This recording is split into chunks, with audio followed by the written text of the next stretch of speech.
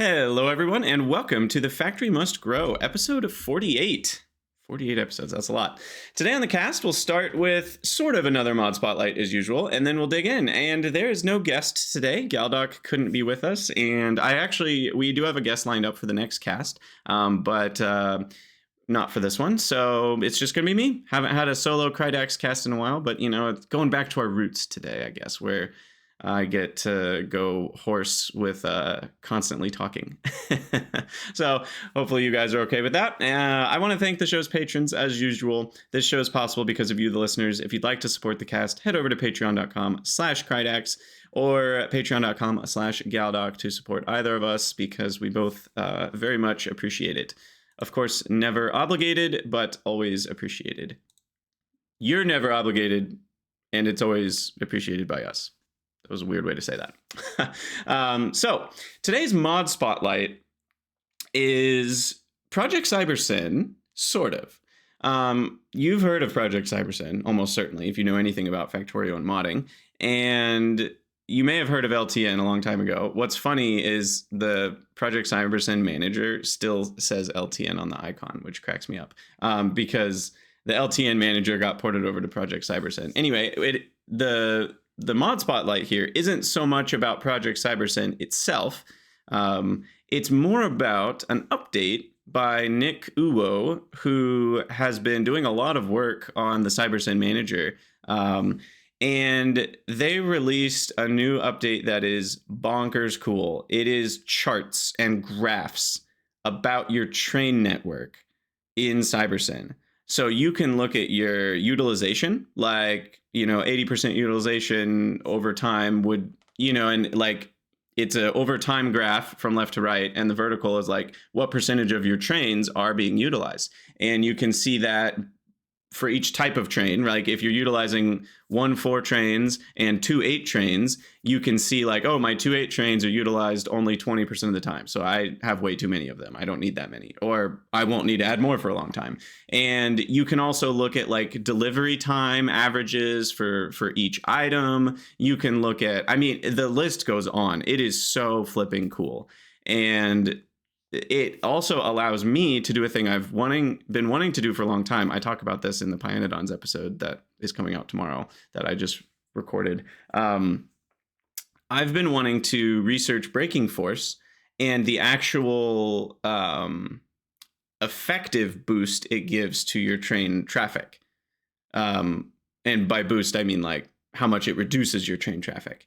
Because overall, braking force is really hard to I theory crafted really well. I did the literal math on braking force one time, and I went deep into the rabbit hole, and I got Code Green involved, and he looked at the source code for me because he has access to that, and he was able to see like, here's how the braking force actually works. It doesn't utilize the air resistance, which is crazy because the formula for train speed involves air resistance, but when you're braking, it drops the air resistance because it would be too much math. So for performance reasons, it uses just a linear braking force that's applied per tick rather than like what would be kind of an exponential curve, because if the air resistance is factored in, it's taking the speed and it's multiplying it by a number rather than just subtracting a number. And so for whatever reason, for performance reasons, they decided when trains are braking, when they're actually slamming on the brakes, they only look at the braking force and the rolling friction. They don't look at the air resistance, which means I wasted a couple hours trying to figure out formulas that were wrong because I was involving air resistance. Anyway, all that to say, it's hard to math it out, but I got there. And I eventually figured out like, if a train slams on the brakes at this point, how much, like if you do a braking force upgrade, this is really hard to get into words for those listening. And I want to phrase it in a way that your brains are actually going to receive it. So if you do a braking force upgrade, the trains are going to be able to come to a complete stop in a shorter distance, which means that they can go further towards a red light before they need to start hitting the brakes, which means that they can maintain a higher speed for longer when air resistance was in the equation, this actually wasn't true. There was a crossover point where like it actually was bad if you started braking later, because there was a point thankfully, because air resistance got taken out of the equation, it went back to being always positive.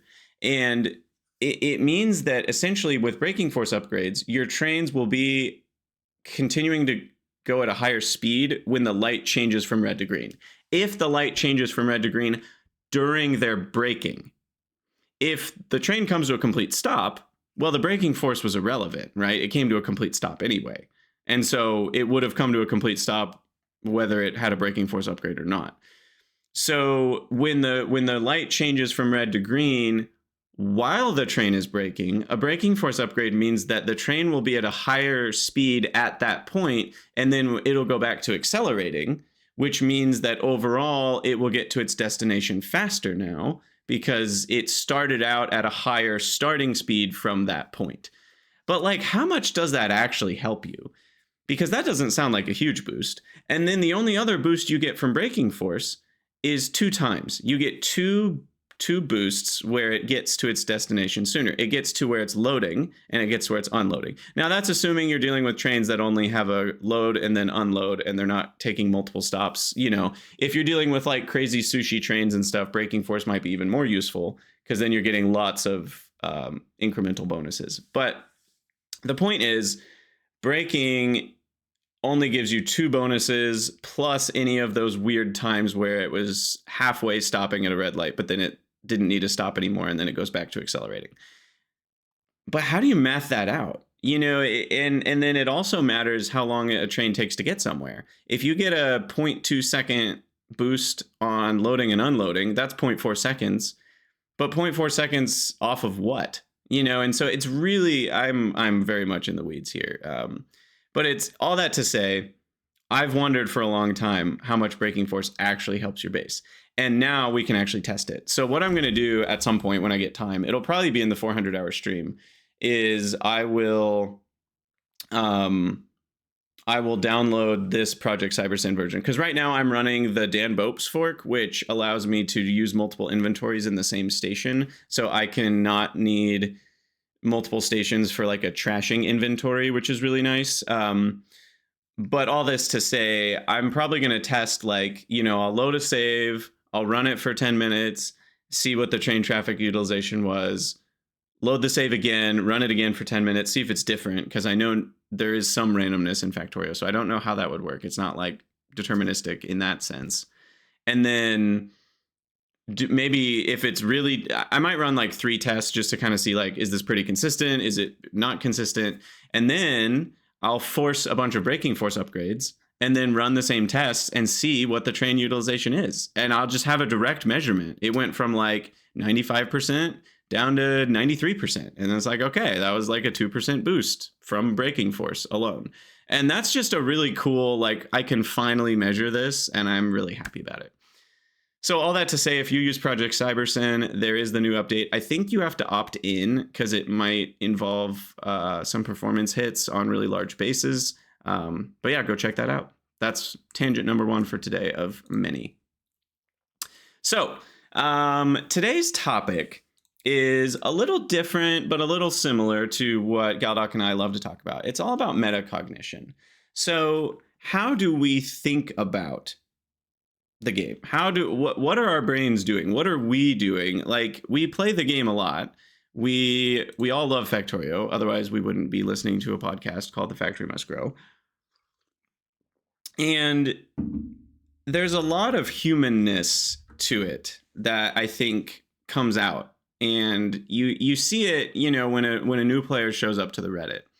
What's the word that always shows up when someone posts that they stayed up until 4 a.m., bought the game today, and they show their Steam hours played, and it's like 18. You're like, wait, you bought it today and you have 18 hours played? How does that work? You know, like, and the word Cractorio shows up immediately, right? Like, it's almost like a call and response in the Reddit, you know, and then, you know, you see people talk about restartitis, people don't always use that word, but the idea of that word people use all the time, where it's like, oh, I always get to, how do you stop restarting? I always get to oil and then start a new base, or I always get to this. And then I think Space Age has actually helped with that because it gives people goals to work towards that are very concrete. Like, I want to get to Fulgora. So I think people push through a little bit more often now because they want to get to those other planets. Whereas before, it was a vague like sandbox of like, well, you win when you launch a rocket. It's like, okay, so it's all kind of just a consistent journey to launching the rocket. And back then, people would quit at oil all the time or restart at oil or both. So that kind of thing is what I want to get into today. And I actually used ChatGPT to good effect to come up with like just some different categories to talk about. And I'm going to be honest, I didn't plan this podcast like super deep. So it's going to be a bit rambly because I'm in a bit of a midlife crisis. I was talking to Twitch chat before I started the cast. Like, my life is crazy right now, and I'm trying to figure out what I want out of life and where I'm going and what life is. And there's a lot of things in my personal circumstances that are really difficult and crappy right now. And so between all of that, I'm just like, I'm in a really weird space. So I wanted to do the cast though. I didn't want to cancel it again. But I also was like, I don't just want to do a normal, like, I just wasn't feeling it. I wasn't feeling like, oh, let me research a topic and write a bunch of bullet points. And like I just wasn't feeling that kind of cast. And I knew you guys would prefer me to have a cast where I just am myself than to skip the cast because I didn't want to do a specific type of thing. So that's what we're doing today, because this is what I actually wanted to do. So here we are. So the first kind of metacognitive piece that we're going to get into today is analysis paralysis. And, you know, ChatGPT's phrasing, the psychological wall hit when moving from early game blueprints to mega base planning. And like, you know, that's not exactly what it looks like for everybody, but it's a pretty good jumping point because a lot of people have this happen. And even if they're not using early game blueprints, there is some sort of wall that people hit when there's a complexity boost. And it's like, wait, now there's a lot of different things to work on at the same time. And it feels like any single one of them is a lot, and none of them are going to get me to where I want to be, which might be like this completed mega base, or it might be, you know, maybe you're trying to improve your science. This is going to happen in Pyanodons when I get to Pi 3 science, where it's like, oh, now I need to boost all 5 of my sciences to keep up with the new ratios. And that means that I have to do 5 different steps to really accomplish one step. And that is way more intimidating for our brains. There's something about seeing 5 hurdles in front of you and thinking, I mean, I say this and it sounds like common sense. You see 5 hurdles in front of you, and that feels harder than 1 hurdle in front of you. Well, that's because it is. But the problem is we're seeing those 5 hurdles as one like race, you know, or one like, what are the track meets or whatever they're called? You know, it's like one event, I guess is what they're called. I don't do sports. So like we're seeing that as one event. Like I have to do all 5 of these hurdles in a row to get to the finish line. And we've talked about the idea of a Zen garden a ton of times on this podcast. And this is really where it comes to play. Is like, what if you imagined each of those hurdles is its own whole thing? And you get to the finish line when you've done that one hurdle. And you feel, you know, you get to the finish line and the crowd is cheering and you get your medal and like you get to take a break and drink some water. And like that feels way more approachable than the 5 hurdles in a row. And then you finally get a finish line. And so I think the Zen Garden approach is very much a helpful one when you're running into this, like this wall of complexity and there's too many things to do. And all of them feel like they're a lot of work for maybe only a little bit of gain or whatever it is. If you got to reframe it so that each one of those little things is a victory. It is your goal. My goal is just more red science, period. I don't care about what that gets me later. I mean, I do, that if I zoom out, there's reasons that I'm doing more red science. But if you zoom in and you just look at getting more red science is the goal, that is the finish line. I will feel accomplished when I get more red science. And like that's the hope for the Zen Garden approach. But how do you actually do that? You know, I tutor math as a job. Like I do it for money. I've been doing it professionally for 10 years now. And my education, my degree was in math education. So like I know a lot about math tutoring, and I've worked with, at this point, hundreds of students over the years. And I find that a lot of students have good ideas, but they don't know how to implement them in terms of metacognition. I'll ask students, I'm like, what do you think you could do on a test? Students miss negatives all the time. They're just like, -4 times -6, and they call it 24, and they move on. And it's like, wait, hold on, it's -24. And they're like, oh yeah, you're right. And like, they knew that a negative times a positive is a negative. It's not like they didn't have the information or the knowledge or even the practice, because they've done 100 multiplication problems where it's positive or negative and done it right. So what's going wrong there is what I'm often trying to get at when I'm working with them. And I'll be like, what do you think you could do to not make that mistake? And they'll be like, well, I should slow down. And I'm like, that's a great idea. What do you mean by that? And then it's just like crickets, because they've heard that from teachers. Probably they've heard it from maybe even other people. The idea that like, oh, you should slow down and be careful with your math, but what does that actually mean? Like, what the heck does slow down mean?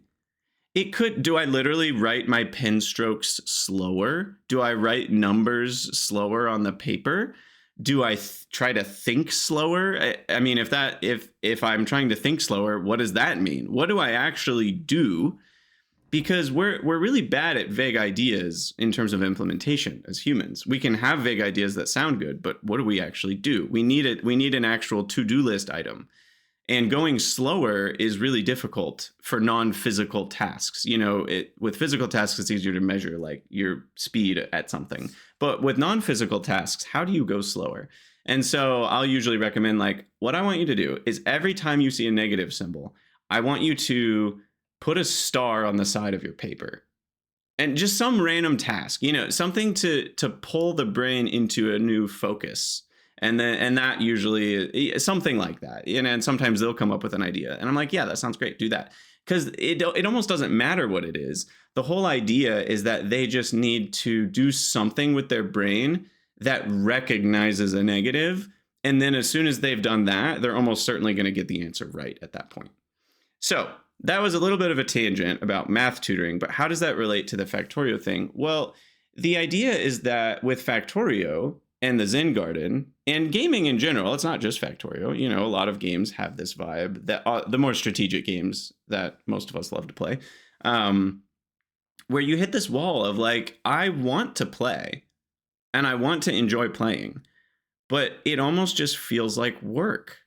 It's too much. It's too many steps for what feels like not enough reward, or, maybe it's not enough fun, or maybe you don't actually want the goal, and all of that's fine.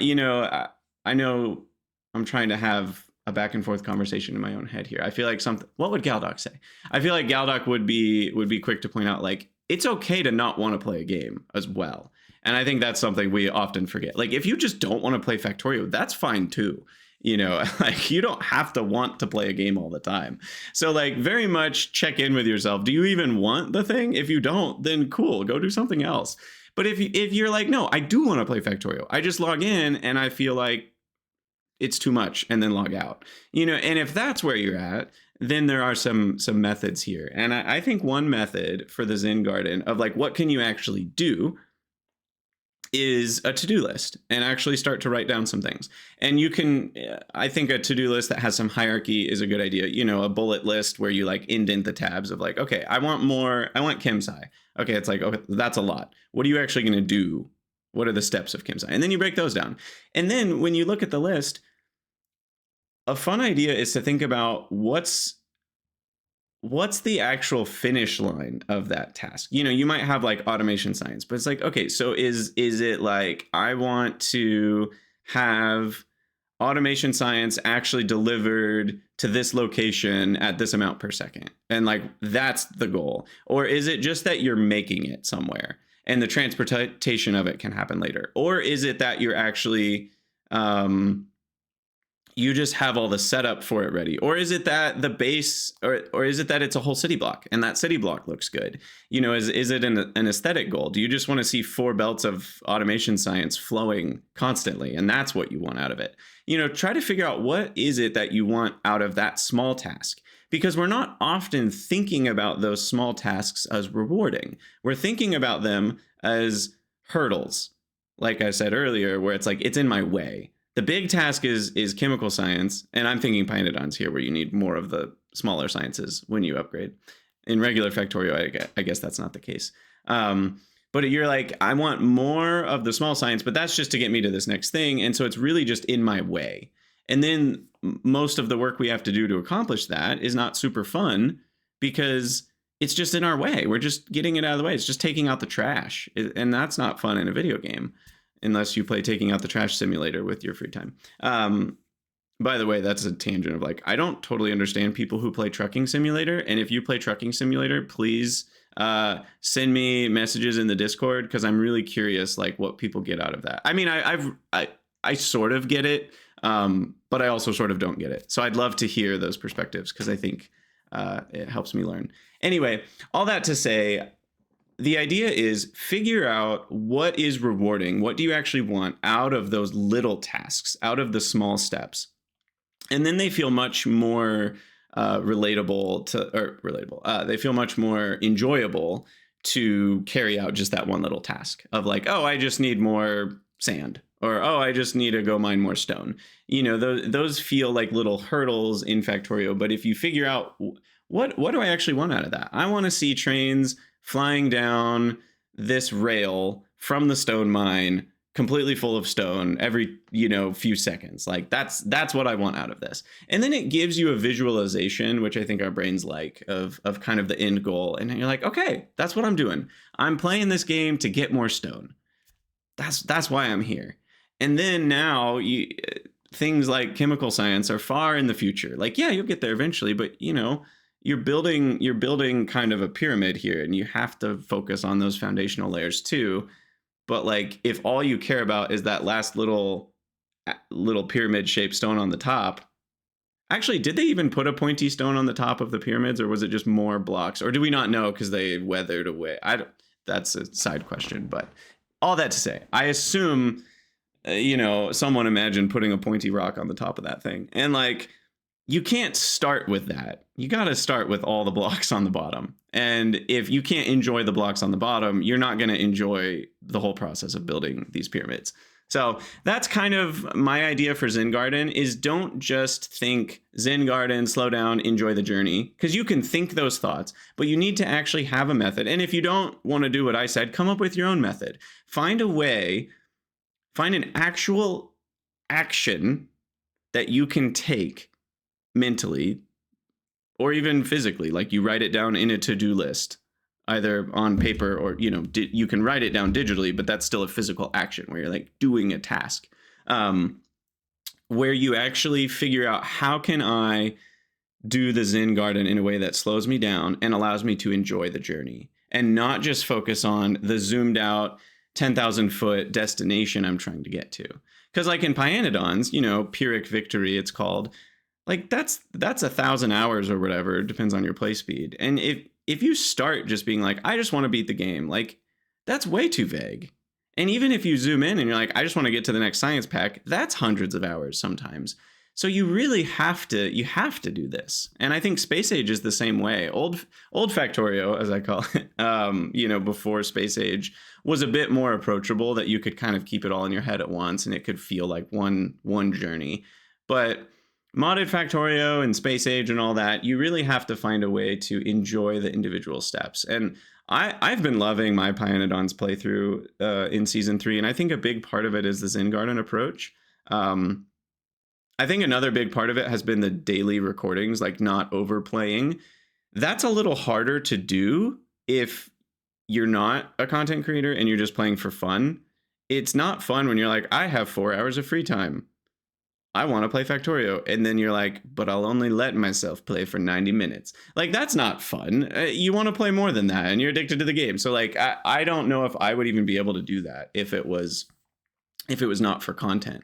I think doing it for content creation has actually helped me slow down. And it's like, I've never been able to read a chapter a day of a book, but that's essentially what I'm getting to do with Pionodons. And it's really fun. With books, I usually get totally hooked and I just read like 100 or 200 pages, as often as I can. So all that to say, I think that's helped, but the Zen garden approach has been a big part.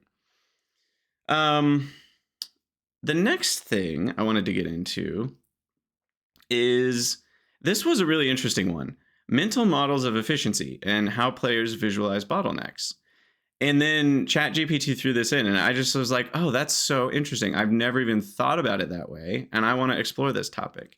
It said ratios versus fluid dynamics versus visual flow. I was like, oh, that is really interesting. And Galdoc and I we sort of touched on this a little bit when we talked about different logistics systems, like trains versus belts versus bots, and how something about belts that's really cool is there's the visual indicator of your factory's kind of efficiency or like operational status in some ways, because you're like, oh, that belt is empty, versus, oh, that belt is full, versus, oh, that belt is flowing, versus, oh, that belt is backed up. Like, those are all very crunchy visual indicators that we can grab onto, and it's like, yeah, like I can see my base working, and in any factory game, the belts flowing along has to be visually pleasing. Like, that's the requirement. We love just looking at stuff running by on belts. There's something, I don't know why humans love that, but we all love it for some reason. So all that to say, how do we visualize the bottlenecks in our base? Like, obviously the game does some of it for us, right? If trains are stuck, if belts aren't flowing, if inserters aren't inserting, there's all of the things moving that are the visual feedback. But I wanted to get a little bit into the mental models that we have of how we play. Some players prefer back pressure, and other players prefer to, I don't know, forwards pressure is maybe not the right word, but like produce on demand, maybe. And there's like the main bus strategy versus other bus. So let me break that down a little bit. So with a main bus, the idea is you put all of your products onto a line, and then as you research new things and have new needs, you set up these new factories that use previous items, and then they throw their new item onto the main bus. And it's all flowing, let's just say east. Let's think left to right, because English and many languages are left to right, not all. And so if your items are flowing that direction, then you're always adding more into the bus, and you're taking off of the bus to make things that then add more onto the bus. And every once in a while you have to go backwards because like you end up doing an upgrade or a different thing that needs but normally you're going to the right. And so with that idea, I find that it's interesting because you're never really planning ahead. I mean, you can, if you have experience and you're like, I've played the game a lot, I know I'm going to need 2 belts of green circuits, not just 1. But you don't really know how many green circuits you're going to need. You just know you're going to need a lot, right? And so the main bus idea is all about, I'm just throwing stuff at the wall, and then I'm taking stuff off the wall as I need it, and eventually I'll run out of stuff on the wall and I'll need to throw more stuff at the wall. And you kind of do this back and forth. And it, again, that's a bit of a reactionary play style. Some people plan it out a bit more. Maybe they do a bunch of hell mod chains or whatever. But I think most players doing a regular main bus situation, it is kind of just like making what feels good, or making what they need for the next science pack, or maybe, and we'll get into this in a second, but maybe you're actually making a modular build. So it's like, okay, I'll do 10 green circuits now, but when I need more, I can just copy paste this section, and it's like vertically tileable on the east-west bus. So I can literally just copy paste, and now it just works, and I don't have to do anything. And especially with belt stacking, that often works without any additional work, because the belts can be stacked up, and now you literally don't even have to like upgrade your belts or anything. So, that's one way you could do it. There's other players that think more in terms of each individual build has its ingredients. I find satisfactory players play this way a lot more often. So they're like, oh, I want modular frames. And I'm going to break down modular frames all the way down to copper ore, iron ore. I think modular frame... Heavy modular frames use stone, I think. The regular ones, or limestone or whatever. I don't remember all the satisfactory resources. But anyway, the idea is they are not thinking in terms of a bus, usually. They're thinking more in terms of what do I need to make 2.5 modular frames a minute? And I'm just going to build that from the ground up. And a lot of Satisfactory players will actually build a building, a literal like edifice, which is cool because you can do that in that game. And they'll put the 2.5 modular frames in that building and all the ore is going in. And maybe they'll have like plates coming from one main source that splits off or something. But I find Satisfactory players do a lot more of the like contained builds versus a bus style build. And I think part of that is the game, the way belts work and splitting works. And there's not 2 lanes on belts. And it's actually really hard to build a bus because blueprints are not really easy to manage or do, especially without mods. They did add the feature in Satisfactory, I haven't gotten to play with it yet, where blueprints can connect to each other. So I'm imagining pasting down a bus is a lot easier than before. So I'm excited to try that. But all this to say, this is sort of a method that requires a lot more planning, but it's also a lot more finicky because then you're making copper plates in multiple places. Then you're making green circuits in multiple places. And that feels a bit inefficient to a lot of players. And I think that's why Factorio players tend to prefer the bus strategy. And then there's the idea of like just trying to... Sorry, I got a little bit wrapped up in my brain there. I was thinking about the back pressure idea, which is like the main bus idea, where you're just making stuff until you run out and then you get more of that. Then there's the make on demand idea, which is where for each build, you make sure you have all the required ingredients and not really more than that. And then now you've got your final output almost for free, technically, from base level resources. And then I guess the third option is kind of a mixture of the two where and I don't really know, I guess it's a spectrum because I'm thinking about how do I play and how have I noticed other people play. And I think for the most part, I guess I'm more of the main bus style. It just uses a train network to move the items around. Because it is more of like, okay, I'm making a bunch of iron plates. I'll need a bunch eventually. And it's not so much like, oh, I'm making this complicated. But in Pyanodons, you kind of have to do it that way just because of the complexity of a singular chain of resources. Like if you look at chemical science and you broke it down to every raw resource, it's absurd. And so you kind of have to overbuild each individual thing and just expect it to meet the needs of dozens of things later.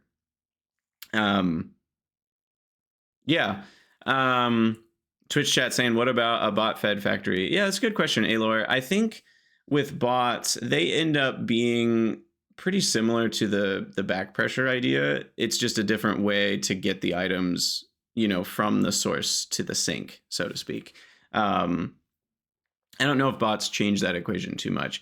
You can prioritize a little better with bots than you can with belts, because you can like have inserters only insert when the available amount in a logistics network is a certain number. And that allows you to pretty easily like kind of prioritize certain builds over others, which is cool. And that's what stuff like Cybersyn and LTN also allow you to do pretty easily because they just essentially turn trains into glorified logistics bots.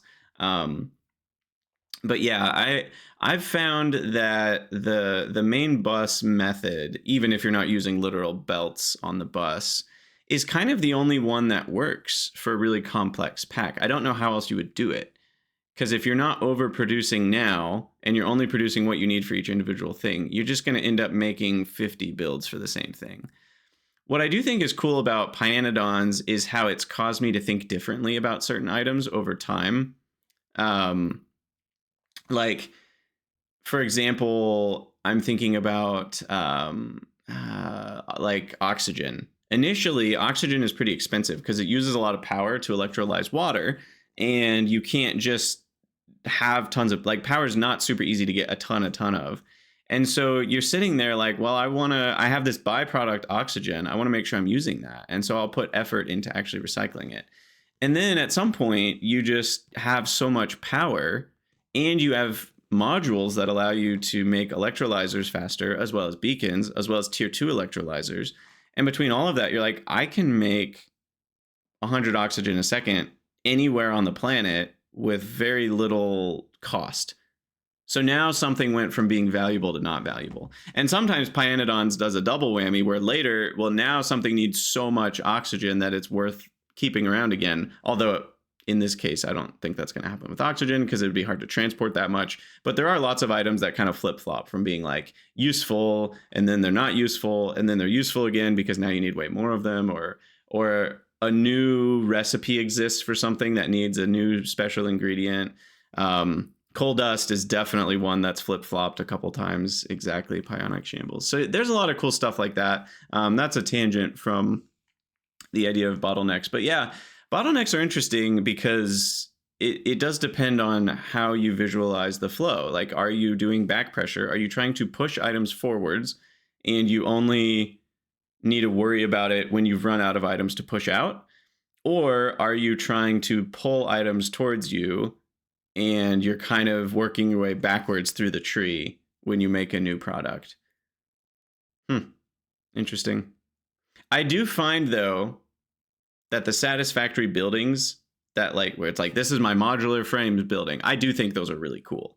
I actually prefer that style on a more conceptual level. And I mean, even on a realistic level, that's how factories work in real life, sort of. I mean, I guess they do like bring in usually processed materials of some sort, but they are closer to the taking in raw stuff and doing a lot of steps to it rather than like giant factories that literally just take plates and turn them into gears. You know, most factories do more than just that.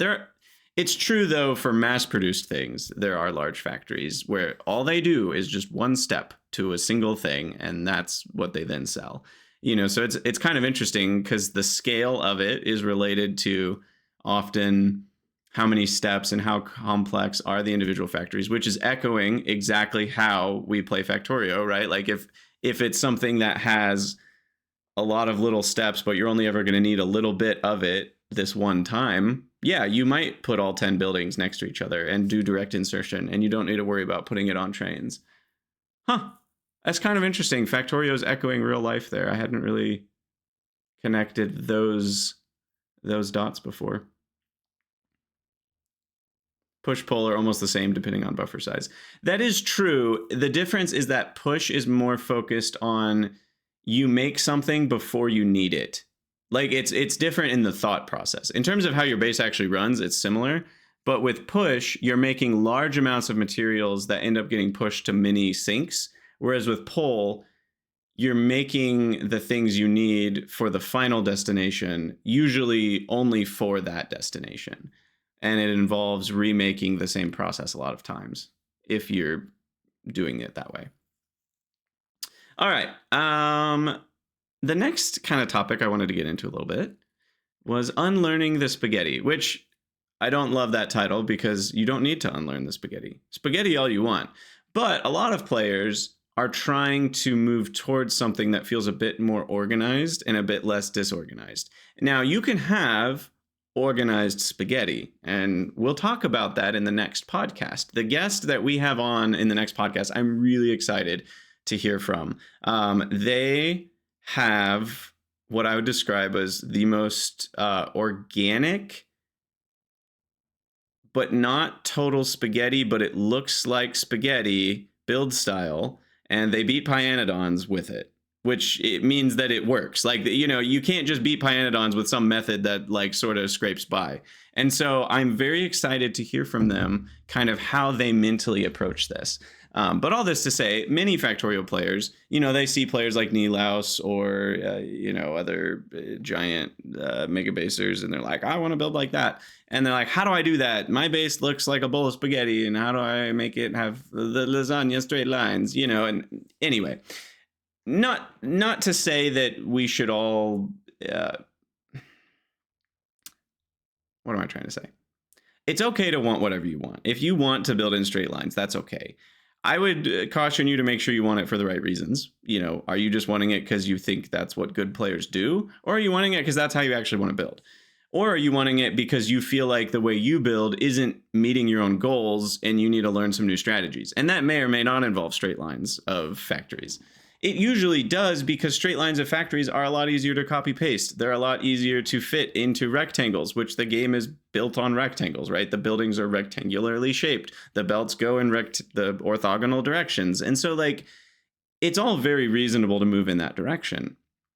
But what I wanted to get into is kind of how our brains process, like, how does that actually happen? Again, the metacognition. Like, players do that over time almost naturally. Maybe it's because they watch some YouTubers. Maybe it's because they figured it out themselves. Maybe it's because they've just have played with friends and seen them do it. Maybe it's because they, saw pictures on the Reddit and they're like, oh, I could just build 10 assemblers in a row and pull off of a belt. That's so many assemblers. I never thought to build 10 assemblers. I'm reminded of when I played Age of Empires a lot as a kid. And, I played the campaigns and stuff, and I was never that good at the games. And eventually I started playing some RTS games with my friend, and we usually would play co-op of some form. But whenever we would play against each other, he always won. And I was like, I thought I was good at the game, and I thought I was smart, and I couldn't understand. And, he built 4 barracks? Wait, 4 barracks? Why would you need more than one? Like, and he was making so many units, and I would always just lose. And I was like, oh. And there was something that clicked of like, oh, you can just mass produce something. Like, I had never really considered it that way before. Like, I've got 1 archery range. I just have it constantly making archers. And that was always enough to beat the campaign. And I was like, oh, I can make 4 barracks and make 4 times as many units and flood my opponents. And, with Factorio, I think it's the same way. When players start out, they've got like 1 assembler making something. And it's like connected by 1 belt coming from the other assembler that's making the 1 ingredient for it. And like, that's how we all start, because we're just starting to make sense of the tech tree. And then eventually we realize, oh, I can build 5 in a row, and that makes a lot more, and I can fill up a whole belt with this stuff. And, you start to build these things. But as you move on, you still get into this spaghetti of thinking, because you're like, well, unless you have a plan from start to finish, it's really easy to not know where everything's going to fit. You end up with an extra science pack that you forgot about, and then you have to snake that science pack past all these buildings. And it's a really interesting journey of trying to figure out how you as a player, like, process the journey of kind of building more in the style you want to build in, which again, for a lot of players, it is more that organized style, because I think it actually is easier. It's easier to build something that's tileable. It takes a little bit of work and maybe skill and practice to build a tileable build. But then once you have a tileable build, you can just copy paste it next to the other section you already have, and now you have more. And you have to do nothing else. And that's an easier game to play than, just like the push versus pull conversation we were just having. It's an easier game to play to have a modular system than a non-modular one. Because when you have a modular system, you can just add more modules, right? And that idea is very helpful to us. So I think the way that players do that, though, is they usually kind of have this slow, like, back and forth process where they'll see something, or they'll think of something. It's not all inspiration from other people, and they'll try it out, and then they find out that it's a little easier that way. But then on this playthrough, it usually only like halfway comes into effect. I mean, I'm also telling my own story here. This is how it went for me. And then the next playthrough, I'm like, this time it'll be different. And it is for a little bit. But then I go back into like, well, now I just want to rush to this next science, because then I get the bots and then I get power armor. But then you don't rebuild the old things. And so the base kind of devolves into that spaghetti mess again. And, back to the overwhelming, like, psychological wall that people hit. I think that's another thing that gets people there, is a messy base where they're like, ugh. It's like when your room was messy as a kid, or maybe still is. And you're like, I don't want to clean up this room, but I also don't like the way it looks, and I don't know what to do. Like, I'm overwhelmed, and you see hoarders, like, in real life, get into this situation where it's like, oh, like, yeah, you can't just clean that up. It's like you need 6 months off to deal with this situation. Like, of course, you're never going to do anything about it at this point. And there's all sorts of research into hoarding and like what happens to people's mental states. But I think there's a very small fraction of that sort of thing that happens with Factorio when we've got a really messy base and we're just like, I literally can't deal with it. Like, it would be such a large project. I can't envision what that would look like or how it would go. And so often that player will either just restart or they'll like try to smush beacons in and add more spaghetti. That's usually my strategy, because like I still want to keep playing. And so I'll just try to figure out how to make this thing keep working. Or I'll make a new version that like merges into the output of this version. So now I have a red belt full of the stuff, but it's like now I've got 2 messes on my hands. And you know, that's how I've tended to play, and it's fun, but it certainly leads to situations that feel like I've gotten myself into trouble. And you know, it's like, is that okay? Like, yeah, of course, it's a video game. So what if I restart? If I want to restart and I have more fun with the new thing I'm doing, then that's great. But if progress towards some sort of destination actually is part of the fun, then restarting doesn't always feel good, because you're like, well, now I have to go I have to put a lot more time in before I can get back to where I was before, and that can remove some of the fun. So I think one of the ways we can try to progress towards where we want to be, which again might not be straight lines and nice aisles of items with nice tileable, copy pastable blueprints. That is where a lot of players want to move towards, at least a little bit. But again, you don't have to want that, and it's okay to not want that. I encourage you to want whatever it is you want. But whatever that is, how do you actually progress? How do you get there? What do you do? We have these ideas like, I want to build more like that. But humans aren't good with ideas. What do we actually do to get there? And I think the answer is kind of breaking down probably a couple steps. Like, the first one is, how far am I away from that thing? Like, if you're a new player and you look at a Nilaus base, like, it would not be reasonable to be like, my next base will look like Nilaus's base. The only way you could accomplish that is if you take his blueprint book and just paste it. And then that's a different game you're playing. And I do not want to yuck that yum. Some players enjoy that Factorio. It's a different Factorio than the one it's a different game than what I play.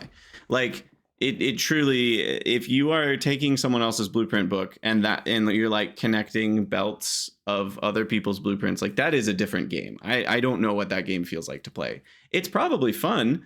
It's different. I can see how, as a new player, it's almost like black boxes where, like, well, the assembler is already a black box and they're just turning the whole set of stuff that turns a bunch of iron ore and copper ore into a belt of circuits on this side. They're just turning that into a black box like an assembler. And now they're just playing almost a more abstracted game of Factorio with like less content, but that's more approachable. And so truly, like, it's almost a weird way to like turn the game into whatever size tech tree and amount of abstraction you want by using other people's blueprints, which I hadn't thought about it that way before, but it seems like an appropriate analogy. So all that to say, however you want to play is fine. But my main point is that most players are trying to move towards kind of being able to do that themselves. And they want to be able to figure things out and learn. And like, I want to build a base that kind of, you know, has all those straight lines and makes a lot of items, but I want to do that myself with my own designs, or at least mostly my own designs. Some people don't want to deal with rails, so they use rail blueprints. Some people don't want to deal with, you know, balancers, so they use balancer blueprints. I don't count that as the same kind of thing, because that's abstracting away a specific section of problems. Whereas the people who just copy like bases and build, it's like you're abstracting away the main part of Factorio, which is like the buildings and connecting and the you know, inserters and assemblers and belts. And like, if you're copying that, like, that's most of the game. Like, other than that, it's just connecting. It's almost like a flowchart simulator where you're just like connecting this rectangle to that rectangle if you're copying other people's bases. You know, and so like that's, anyway, all that to say, I think that's a different form of like copying than like rail junctions, because rail junctions are like, well, I could figure this out, but I don't understand train signals well enough, and I don't really want my trains to crash. but I also don't really want to learn this. Like, I don't want to put many hours into just making trains work. That's not rewarding for me. And if that's where you feel, that's totally fine. That was me talking to someone else. I love rail stuff, which is funny. My first 400 hours, 500 hours, I didn't make any trains the first 500 hours of my gameplay. So like, I also understand it. It's just been a while because my last 2,000 hours have been loving trains, but I was a train hater for a long time too, which is crazy. I just made point-to-point trains. Anyway, so how do we actually unlearn the quote-unquote spaghetti, or how do we move towards learning the way that we want to build? And I think one step is, coming back full circle, I'm very tangent today, very rambly, is knowing how close are you to your goal? Are you like close-ish, or are you pretty far? And that helps you kind of break down, like, do I need to take one step or do I need to take many? If you need to take many, then yeah, don't bite off more than you can chew. But if you need to take many, it's good to know that you need to take many, because again, that way you're not overwhelmed. Don't try to build a Nilau base as your first base, as someone who's only played the tutorial, right? Like, that's not a good goal to have. You're probably not going to accomplish it in the way that you want to. If your goal is just like, I want to try that and I know I won't get there and I'll have fun failing, quote unquote, failing along the way, like failing forward, so to speak, like, then that's fine. But if your goal is actually to do that level of base, like, I wouldn't have that as the goal. So yeah, figure out how many steps you need to take. And then I think also asking yourself, what would it look like to succeed? And what the base would look like, but in terms of how would it feel? It's like, when I'm building, a lot of people don't want to build as messy. So what would it look like to actually build less messy? And we have to ask ourselves, what actions can I take to build less messy? And what it means is not squiggling that belt around the assembler. What it means is moving the whole build 4 tiles down so the belt can go in a straight line. Is that fun? Maybe not. If it's not fun, then maybe you don't want to build that way. I think it's really useful to ask ourselves these questions, because I think a lot of players build kind of messy because they want to. I don't think they want to take the actions that you need to take to build less messy, right? And that's a very real and fine desire. Like, if you don't want to constantly be moving entire builds because they're one tile in the way of this other build, then don't. But that does mean your base will be a little messier. Picker Dollies is great, by the way, for moving singular buildings, but you can't move a whole build easily without a bunch of bots. And other players, they deal with this by like cheating in a bunch of construction bots and power armor, which is totally acceptable, because to them, like, that's how they want to play. And the fact that this whole build is one tile off of where it really should have been isn't a fun thing for them to have to fix. And true, they could have planned ahead, right? Like, you can always plan ahead the perfect base, but do you really want to plan an entire base before you build any of the base? Like, some people do. I think most people don't. Most people enjoy a medium amount of planning, but not an insane amount. Like, planning out hundreds of hours of how you're going to do stuff, that's an insane project. And some people do that. And there's the staged blueprints mod specifically for people who do that, literally planning out an entire base in like 7 stages. You're like, stage 1, go. And then eventually you get some more researches and your basic mall is done. And you're like, okay, stage 2, pasted, boom. And like, that's a cool idea, but it certainly isn't how most people play, or I think how most people want to play. So all that to say, to move towards your desired building style, I think you need to start to ask yourself, like, what actions am I going to have to change, or what new actions am I going to have to take in my minute-to-minute gameplay? Like, what little actions am I taking that add up to where I'm not wanting to be, or what actions am I not taking that are not getting me to where I want to be? There's the adding and the subtracting at the same time. And so I think those are useful questions. Like, for me, when I started my Pionodons run, I tried to say to myself, like, I'm going to be proactive. I'm not going to take a lot of actions that I know will bite me in the butt later. I'm going to try to do things the right way. I've discovered along the way that I only halfway mean that. I do think that I've been a lot better in this season compared to some of my past playthroughs. But there's still plenty of times where I've done things the easy way. I've been like, you know what, I'm just going to put this right here rather than make it its own build because it'll work and it'll work. But the truth is, sometimes I'm actually doing math on that. I'm doing like the mental like enjoyment calculus. I'm like, if I do this one little lazy thing, it'll work for the next 60 hours of gameplay with zero issues.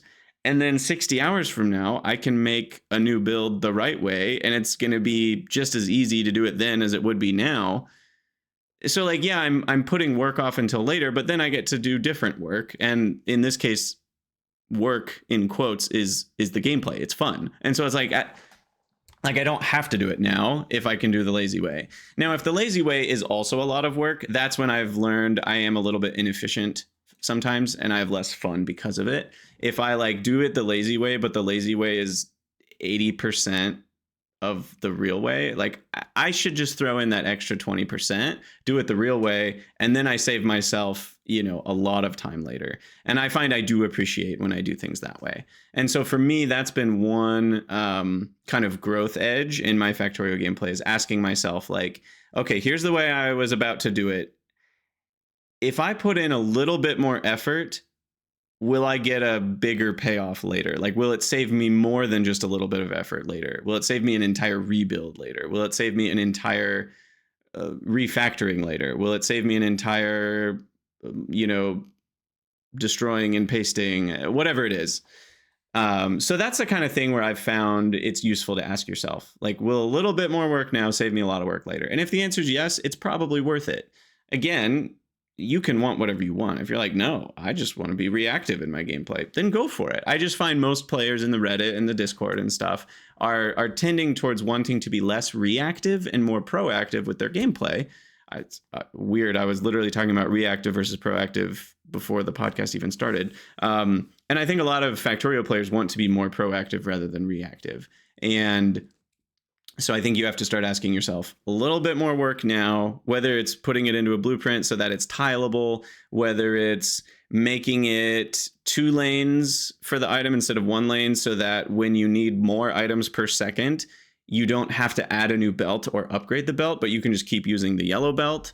Whether it's, setting up inserters in such a way that you can extend the belt rather than it coming to a stop, all those sorts of little things might take some mental energy, but they don't take a lot. And then later you're like, oh my gosh, I'm so glad I did it that way, because now I can just boom, boom, boom, and I don't have to make a whole new build. So at least for me, that's one of those edges where I found more enjoyment from the game. But again, you may want different things as a player, and that's totally okay. You don't have to want the same things that I did. And some people are talking about in the chat, and I completely agree. So there's a certain level of messiness in bases that can be cool or charming, and like a personal touch. And that's where, like, again, you as a player, you need to think about, how do I want my base to look? And you can go look at other people's in-game bases, and I wouldn't recommend this if you're still a super new player. But you're probably not a super new player if you're listening to episode 48 of this podcast. But if you are, I would recommend not looking at people's bases for many hours of Factorio gameplay. It's a really fun game to it's kind of almost like Blueprints or Outer Wilds, where it's like, the less you know, the better. Just have fun. And maybe after 50 or 100 hours, or whenever it is you stop having fun, then go look at other people's stuff, and you'll be like, holy cow, this is very different than I thought it would be. Anyway, all that to say, the level of messiness, I think, is far more about, like, what the word mess is a negative in this context. Like, when I say a messy base, I'm more mean a base that's filled with things that you consider to be a mess. If things that you don't like, things that feel like they're getting in your way, things that feel like, I don't like looking at that visually, or things that feel like, that's a lot of little finicky steps to fix that I don't want to have to fix, but to do this other thing, I have to fix it. Like I was saying, like, where a build is 1 tile too far to the left, and you're like, well, I really want to add beacons in between these 2 lines of assemblers, but I only left 2 tiles between them. like that sort of thing is like messy, you know, where it's like, I don't want to fix this, but I have to fix this to get the thing I want. And that, you know, that sort of messy is the sort of thing where I think trying to be proactive as much as possible and ask yourself, okay, a little bit more work now. Yep, I realize that's only 2 tiles between these buildings. I already built it. But like, if I move it now, I will be thankful later because I can fit the beacons. Or maybe you want 4 tiles so you can fit beacons and the medium power poles between them. I guess substations exist too, but you get the point. And yeah, you know, Pionic brings up a good point in the chat. It's difficult to know how proactive you quote unquote should be without heading too far into the land of diminishing returns. And that's a great question because, of course, if you're trying to be proactive about everything, that gets into the whole planning your entire base before you've even placed a single, you know, burner miner. And that's, again, not where most players want to be. So you do have to kind of figure out your own feel. And, you know, the stuff I was just talking about, being proactive, guess how you learn what you need to be proactive about? It's not a fun answer. It's the answer nobody ever wants to hear. When people ask for help with something, this is the last answer they ever want, and it's almost always the correct answer. Experience. Just do it. More time, more work, patience, you know, all of those types of like answers. Yep, that's the answer. Like, how do you know in Pyanodons how many green circuits you're going to need roughly at each stage of the game? Heck, no. Like, how would you know that if you haven't already played all of Pyanodons? It's basically impossible to guesstimate. I don't even know how many green circuits my base is using unless I look at the consumption value. Like, there's so much complexity and interconnectedness in Factorio, especially even with Space Age. You know, originally, I think it was easier to be proactive from minute 1 to rocket launch. But with Space Age, even, there's so much going on, especially if you're messing with quality. Like, how can you be proactive about all that? It's almost impossible unless you've done it before. And you know, like, oh yeah, when I hit this technology, the usage of steel goes through the roof.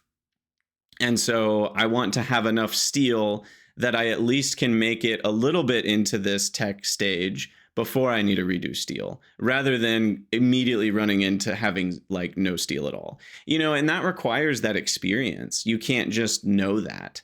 And you can try to figure a few things out by looking at the tech tree, but it's hard to really add all that together. It's too much, I think, for the human brain, unless you build your whole base in Hellmod or something like that. So yeah, I think the idea is not to try to be proactive about things you don't know, but try to be proactive about the things you do know will bring you closer to the desired style of base that you want. And you'll find yourself thanking your past self for that. And again, I'm not trying to say be proactive towards building tileable blueprints or be proactive towards, you know, having enough steel. That's only if that's the sort of base you want. I just want you to be proactive about having the base that you want so that when you get there, you're not looking at what feels like a mess. You're looking at what feels like a well-oiled machine. It may look messy visually because that may not be the kind of mess you care about. But as far as how it feels internally to you, you're like, this base is wonderful. It's doing everything I want it to do. And that's how you want to feel when you're 300 hours into a play and you don't, that way you don't feel like restarting because you're like, this base is doing everything I don't want it to do. Now I want to talk about restartitis a little bit. We're going to transition. So why do players restart instead of refactoring? Well, we kind of already answered that because refactoring sucks. Redoing something you've already done has to be one of the worst feelings in life. When you write a paper and then the power goes out, and this was before autosave and Microsoft Word, and all of your paper's gone, and you have to rewrite the same freaking paper, that might be, you know, and I'm like first world problems here. That might be one of the worst feelings in the world. Like as far as feelings that aren't actually, you know, bad. Like, oh, someone's trying to murder me. Like that feeling is probably worse. But like this feeling in particular has a certain je ne sais quoi to it that's just awful. It is awful.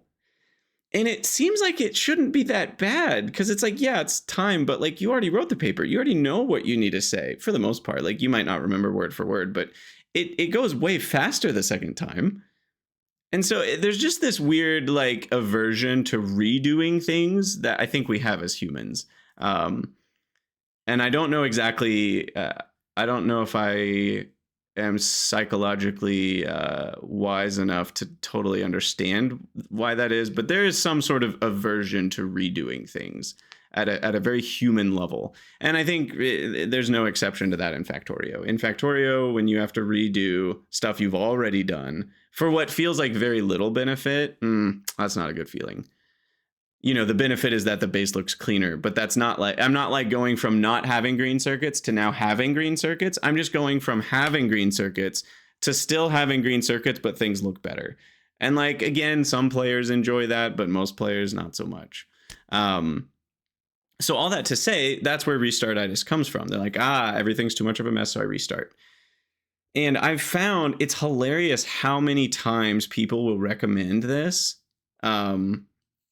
Like they'll people will post on the subreddit, how do you not restart your base, like blah blah blah, and then people will be like, just build a new base to the side.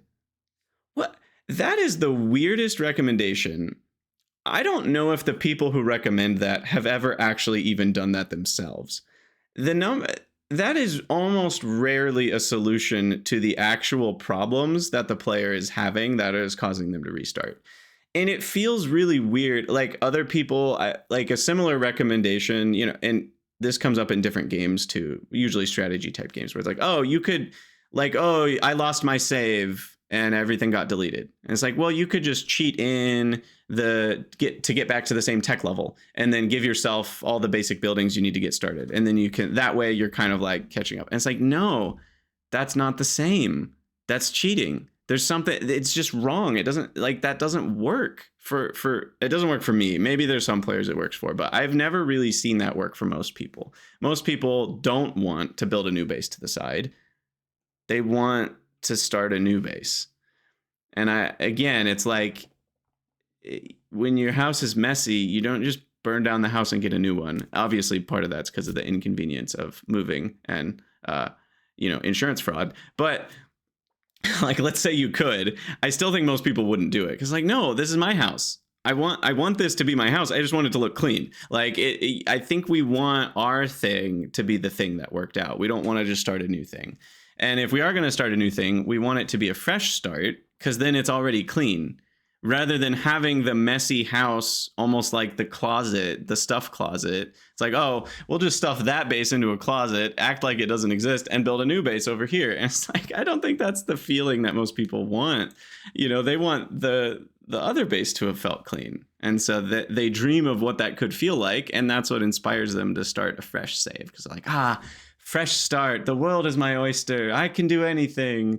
Hello world. And then, 8 seconds later, they're squiggling belts around assemblers that are one tile too high up. And, the song and dance continues.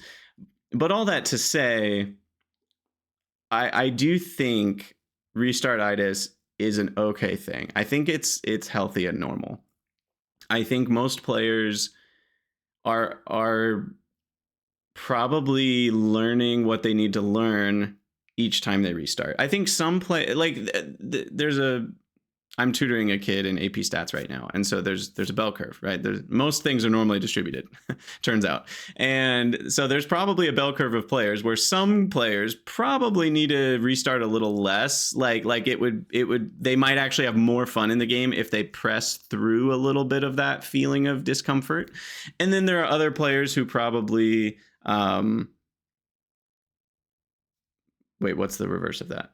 Some players probably would do good to restart more. Maybe they're trying to press through all these crappy feelings and they're not having any fun at all. And it's like, yeah, just restart. Why not? Like, make a fresh start. You have all these things you've learned and you're wanting to implement them, but you're still dealing with this crazy base that like you made before you even understood half these things. Just start a new base. Like, you'll have a lot of fun. There are players on both sides of that middle ground, but I think a lot of players are probably naturally close to the middle ground. When you feel like restarting, restart. I think it's okay. I think a lot of players see restartitis as a problem that they want to fix. And I'm not so sure that it is. I think it's a natural form of learning, because there is so much learning that happens as you play that you want to start over fresh to implement some of that learning. Now, what a lot of players run into, what I ran into, what I read on the Reddit, is that people restart, but then they don't end up being able to fully implement what feels like the lessons they learned, which gets into what we just talked about of like, how do you actually progress? How do you actually slow down? How do you ask yourself, like, what actions can I take so that this base looks a little bit more like the base that I'd like to have, that I know that I can have, that I'm planning to have, and like that extra metacognition effort is not usually what people don't slow down to do that part. And I think that could help them get there in fewer restarts. And I need to take a quick zoom out. All of this, only do this if you want to. I love metacognition. I think it's really interesting. I love thinking about the way that I think. I love thinking about the way other people think. I love thinking about what motivates me. If this all sounds like work, then don't do it. I'm just talking about how we might be able to extract more fun out of our video games because, of course, we love efficiency. And if you can get more fun out of the same amount of free time, that's like a productivity module on your actual real life. Like who wouldn't want that, right? So I love all this stuff, but don't feel pressure to think the same way as me. If you think differently, that's fine. All that to say, I think the average player is okay to restart the amount they want to restart. And if anything, focus more on why you're restarting and just being careful to actually like intentionally play the way you want to play. If you're restarting because you want to build more tileable blueprints, then try to make sure when you're building something that you're actually doing a tileable blueprint. And then maybe you realize you don't actually like how slow it is to build tileable blueprints. And then you're learning a new thing. You thought you wanted tileable blueprints, but maybe you don't. And that's fine too. Like, don't ever get stuck in a way of thinking like, oh, I restarted because I wanted X and now I'm working towards X and I hate it. Okay, that's fine. You don't have to want X. Give up on X and choose something else. Like maybe you think Nilaus's bases are cool, but then you start trying to play like that and you don't like it. Okay, that's fine. What do you like instead? We're not here to have a bad time. We're here to have a good time. So all that to say, give yourself permission to change your mind. I think that's another lesson that is a very life lesson, not just a Factorio lesson. We've decided in this world that if you have a thought, you have to hold on to it. Oh, you said you liked thing X. And it's like, okay, yeah, I did. And I changed my mind because I'm a human. Like, it's okay to change your mind. It's less okay to like lie to people, or it's one thing if you're like saying one thing and then the next day you're saying a different thing and then the next day you're saying a different thing. Like, that's a more like social and personality thing. But like, if you're just actually changing your mind, that's fine. That's called learning. That's what makes us human. Humility is a good thing. Like, you don't have it all figured out on minute one. And if you change your mind, that's probably a good thing that you changed your mind, because that means you were willing to not just hang on to the first thing you thought. Anyway, moving on.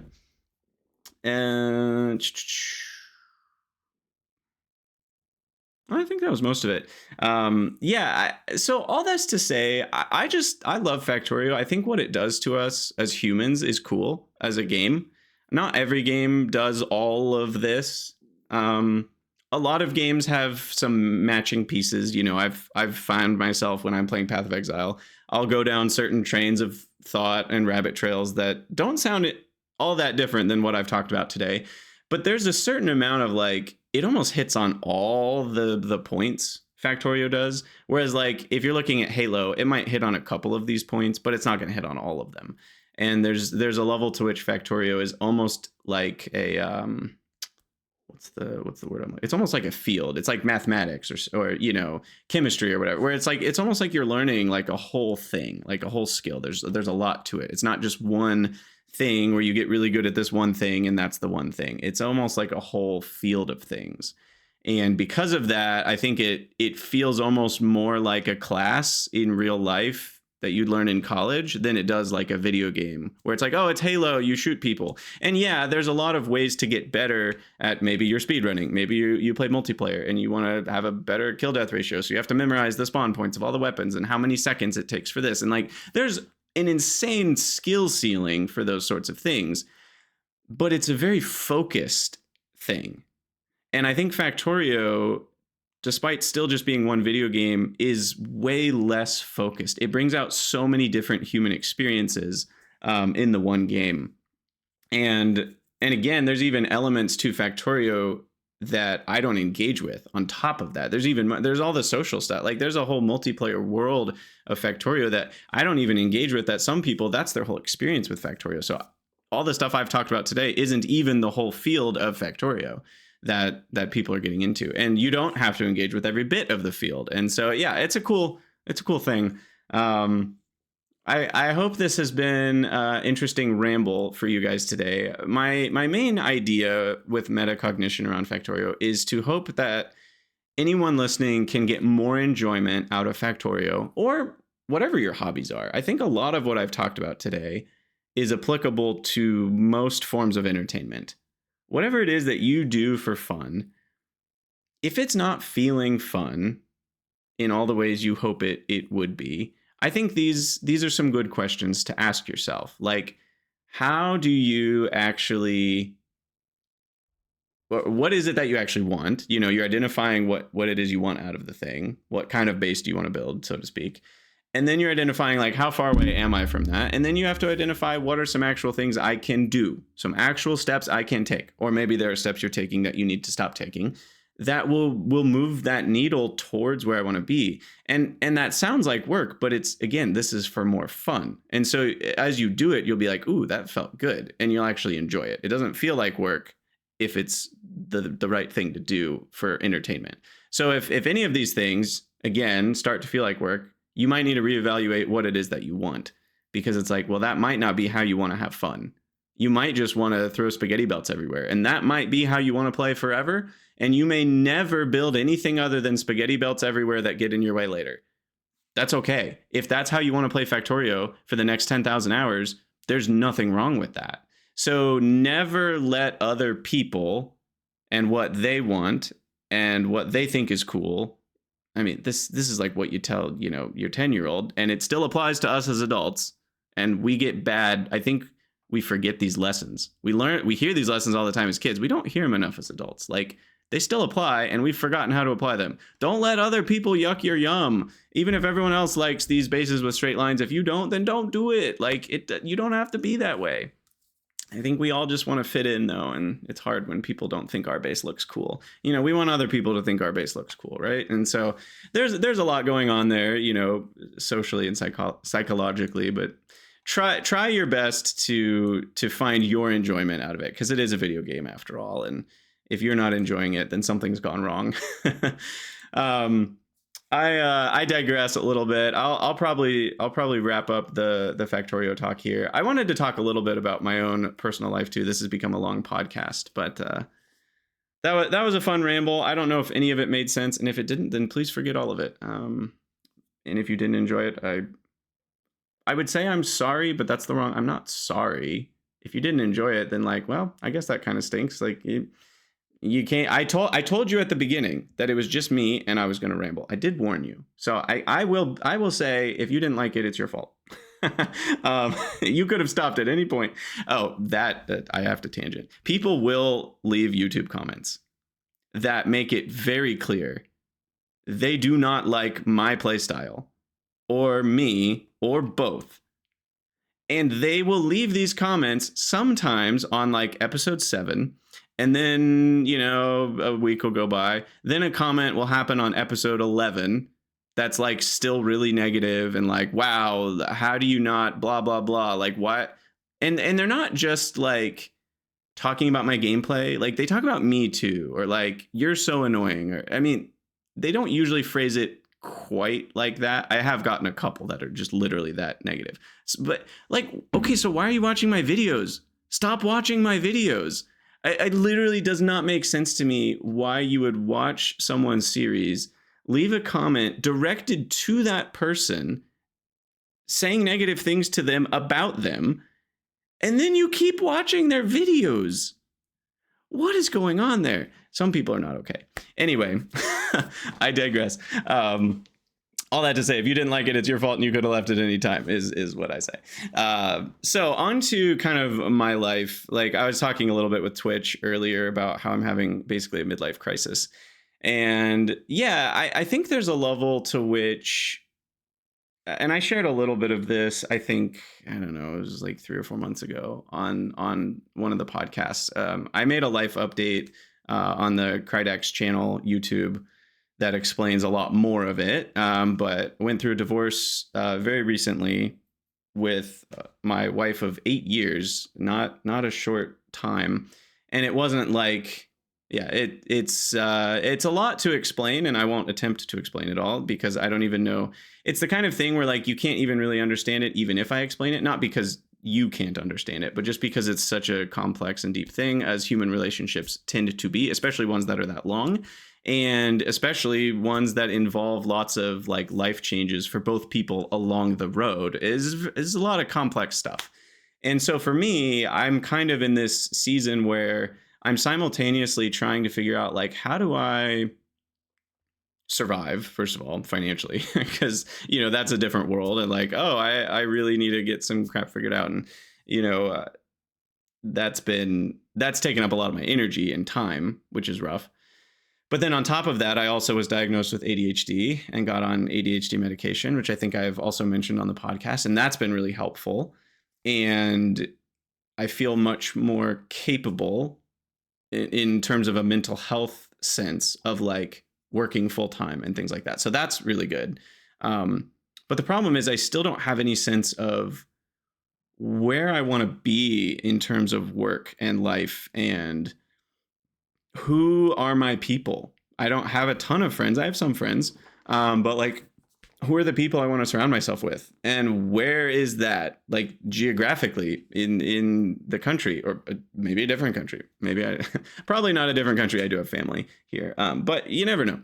All that to say, it's just like a complete and utter deconstruction of everything. Like I'm almost at the point where I'm like, I literally have no idea anything that I want. And this whole podcast, I was talking about like, what do you want out of Factorio? And I was struggling to not like one-to-one correlate almost everything. I probably was doing it. I was just saying Factorio words, but I was really talking about my actual life the whole time today. Twist, M. Night Shyamalan twist there. None of this was about Factorio. No, it was, but it did feel pretty applicable. I don't know the kind of base that I want, so to speak. And I don't, and like, that's okay. I'm not shaming myself here, but it's not easy to figure out at this age.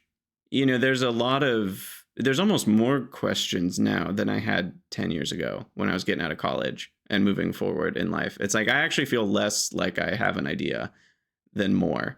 In some ways that's good, but in other ways it's discomforting because I'm like, well, I don't really know where things are headed or where I'm going or even where I want to start moving, which means for now I have to be sort of okay with just flapping along, like with just kind of maintaining, like a straightforward path, because I'm surviving. It's like, well, I'm surviving right now, so like I can keep doing that. That's okay. It's not the destination, whatever that is, but it's also not like things are in a downward trend where like, oh, if I keep doing this, I will be evicted, or I won't have any money, or like I'll die, or, it's like none of those things. Like the path of life is kind of stable right now in a weird way, but it's not where I want it to be. So there's this weird, like, I don't know what I want, so I'm not ready to like start taking big steps towards new things. But I also don't really like where things are at, but I also am okay enough that things are survivable. So there's this weird trying to acceptance is a big word that's shown up a lot in my world. And acceptance is not acceptance forever. When I use that word, I want to be careful to not give people the wrong thought. When I say acceptance, what I don't mean is accept that things suck and they always will, and you're not allowed to be happy and blah, blah, blah. No. It's not that message. It is a message of acceptance of today. What are today's circumstances? What's going to happen today? What do you expect to happen today? Surprises can always come up, but like, what's today going to look like? And how can you have the best today that you can have given what today is going to look like? It's not saying I'm okay with today always looking like this. Like, if all of my tomorrows forever looked like today, like, I'm not okay with that. And I shouldn't be, because there's a lot of things I want out of life that I don't have right now. And so I think what I'm getting at, a bit more rambling, but I wanted to share because I'm in a very weird season. This is related to why I skipped a podcast episode. It could involve other changes to the podcast or channel, even. Like, I don't know. There's a world. I don't think it's gonna happen, but there's a world where I'm just like, I don't want to do any channel stuff anymore. I'm out. It's hard to imagine that happening.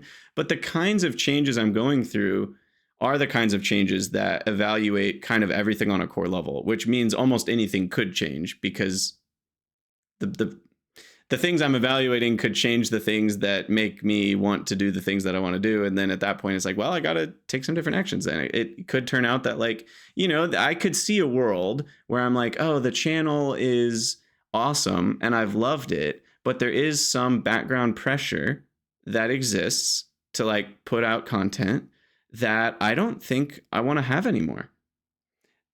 There's a world where I go that direction. I'm not considering it right now. It's not like I'm sitting here asking, like, do I want to quit the channel? I'm more just saying, like, that's the kind of questions. Those are the kinds of questions that I'm asking myself in life. And I don't really know what the answers are going to be. And there's a lot of context in my life that's changing too in the coming months. I've got a family member whose health is really declining, and they're not going to be around forever. And so that's a really hard journey that I'm on. And so it's just like, yeah, I'm in a really weird, funk is the wrong word, but I'm in a really weird season. And so I appreciate, first of all of you humans listening. You guys are great. I appreciate your patience with me as the podcaster, not always being the most consistent. And I just wanted to share a little bit of, like, yeah, my life is crazy go nuts. And, like, the fact that I'm even doing a podcast hopefully communicates to you that I really enjoy this. Like, I would not do this if I didn't like it. If I didn't enjoy doing this podcast, this is the last thing I'd be doing in this season of life. So I really love it. I really love it. I really love Pyanodons and, like, the channel. And so it's not changing, hopefully, ever, but definitely, there would be a big ramp if it ever were to change. I'm more just trying to let you guys in to know that, like, yeah, there's a lot going on, and I don't know what it's going to look like in the coming months. And I really enjoy the podcast, but it's also hit a little bit of a weird season where, like, Galdox like, I play a lot of Factorio, but I kind of don't. Like, Pyanodons is almost like its own thing, and I've become less in the Factorio world. Like, I'm not trying new mods. I'm not, and I'm not sure how much legs, what? Because people talk about things having legs. Like, I'm not sure the legs that the podcast has is what I'm trying to say. But, like, how would you phrase that? And anyway, I'm not sure the legs that the podcast really has for long term. I love this podcast, but I'm like, are we going to hit episode 100? I'm not really sure.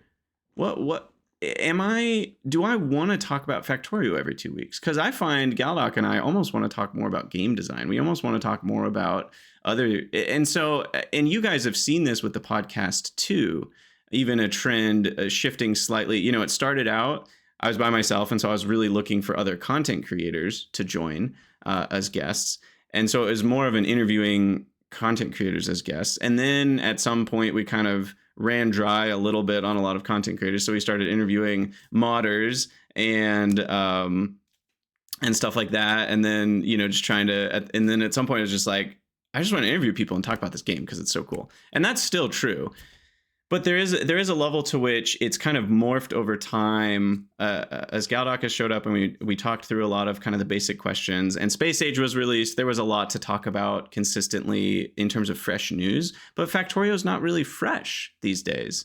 And by that, I mean, like, yes, there's modders and new content and stuff, but, like, the game is released and the DLC's been released, and, like, it's kind of a comfortable life that Factorio is living, but it's not like a new and exciting life in some ways. And so, yeah, exactly. There's not a lot of news to talk about. But I think what I'm getting at is, even if there was, let's say Factorio released a new season every 6 months, like it was games as a service type game. I'm not sure how much in the long term I'm actually wanting to podcast about that. And so I'm not saying that the Factory Must Grow is changing or anything's changing. I'm kind of hypothesizing with you guys. I wanted to let you know that I'm noodling around on some of these things because I find myself interested in the stuff around the game. And it's the fact that Factorio and other Factory games give a really great bouncing point into a lot of the topics that I find really interesting to talk about. And so it's very possible that the Factory Must Grow is not forever, and most podcasts are not. But I more mean in the sense of like, there's a world where 6 months from now, the Factory Must Grow is not happening. And I just wanted to let you guys know that. And it's not because it's not fun. It's not because we've ran out of things to talk about. In all truth, we haven't. There's so much to talk about with Factorio. And even it's fun to talk about old stuff. There is a little bit of the problem of like, we'd need to find a new way to find some new guests because there's a lot of mods out there, but the problem is Galdoc or I don't have time to play them. And so there's not quite as much personal experience with all the content that does exist.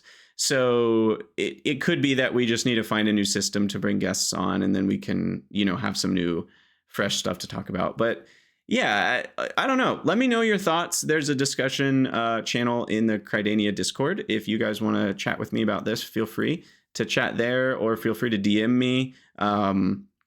And chat personally about any of the stuff I've shared. I'd love to chat with you. I love talking about these sorts of things. But all that to say, I do love this podcast. When I started it, I didn't know where it was going. I had a fun idea, and I think my life has changed a lot since I started it. It's been almost, I guess it's like a year and a half now, roughly. I don't remember exactly when I started, but my life has changed a lot, and the idea of a podcast around Factorio is in a very different spot too.